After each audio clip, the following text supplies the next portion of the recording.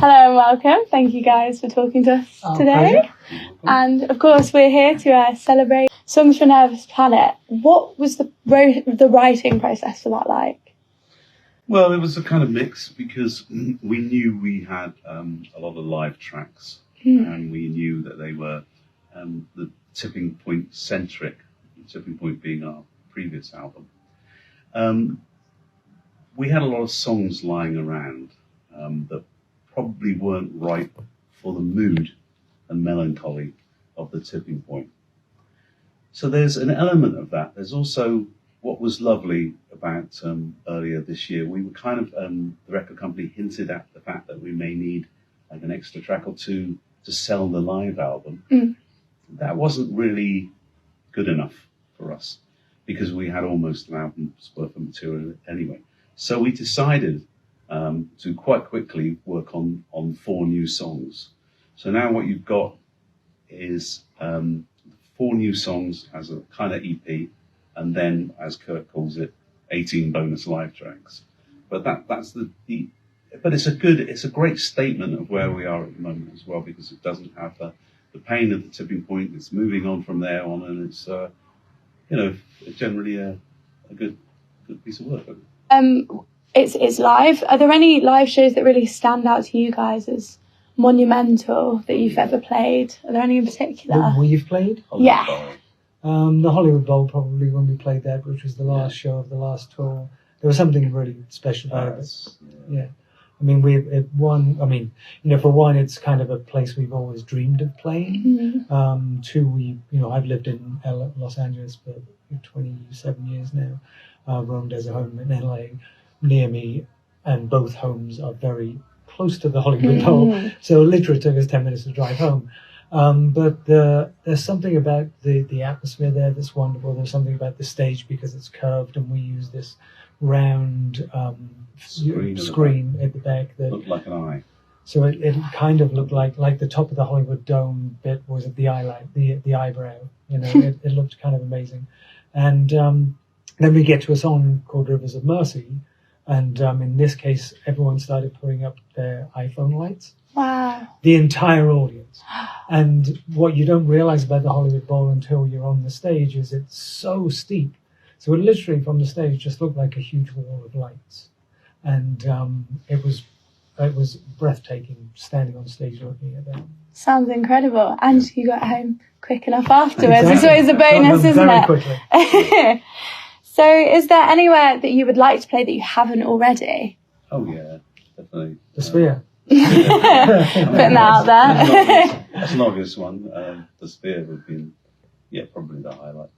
We'd love to see that. Yeah. Well, because we've got into using a lot of, kind of filmic stuff, and a lot of our video content now really is just visual representations of our music. I'd like to play the Royal Albert Hall again. Again, yeah. Each time we played the Royal Albert Hall, it's fantastic. It's one of those venues that has a certain atmosphere. You can kind of touch the audience, which is that's not normal. Very normally, intimate. Normally you're separated by sort of a safety barrier, whatever it may be. But literally, you walked in the audience last time, I believe, and you can literally go from the stage and just walk along in front of seats. And it's quite magical. Incredible. Yeah, people are always very polite because the Albert Hall demands it. Indeed, exactly. Yeah. Very mindful. They also put a bottle of champagne and wine in all the boxes. So afterwards, your family is absolutely sloshed. Yeah, no wonder they were very calm then. Speaking about movies, you guys have obviously been featured in a lot of soundtracks through the years. Is there any movie, past or present, that you wish that one of your songs had been in? Oh, wish? No. There are lots. Well, can we think of them? Probably not. I mean, films you love, but I can't imagine our music fitting into them. I mean, because the uses like in Donnie Darko are so wonderful that. And they go so well with that movie that, even if you're thinking of movies that you love, you're like, yeah, I can't really hear us in that. Maybe we'd spoil it. Another film which would have been amazing to have been in is The Exorcist. Okay.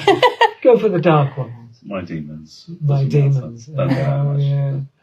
Stupid. I know, sorry. Move on. Swiftly move on. Had it only been written by then. I know. You guys have influenced countless artists Yep. throughout the years, but who are your influences and how have they changed throughout making music? Well, they've changed a lot. I mean, we were kind of into heavy metal when we first sort of met.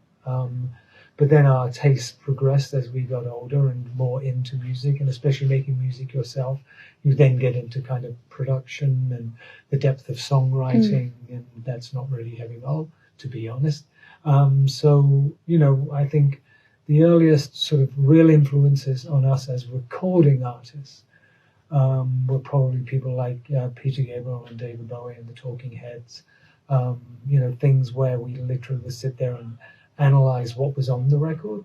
It was produced with so much depth, and there was so much on there. You kind of had to work out how they did that, and it's sort of like picking apart a puzzle, which was fascinating for us. Absolutely. And we still do it now. I guess my final question for you guys is, what can we expect next from Tears for Fears? To be honest with you, we really don't have a clue. We are flying to America tomorrow. We've got the kind of weekend. Then we're going to rehearsals on Monday.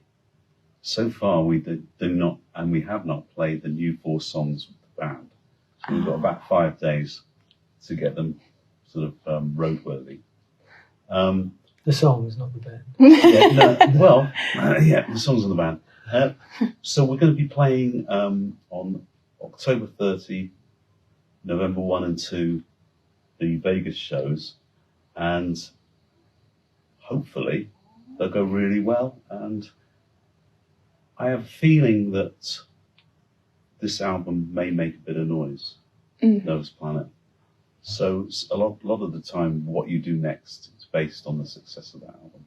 Absolutely. Amazing. Well, thank you guys so much for joining me. And it's out on the 25th of October. Brilliant. So everybody get listening. Thank you so much. Thank you.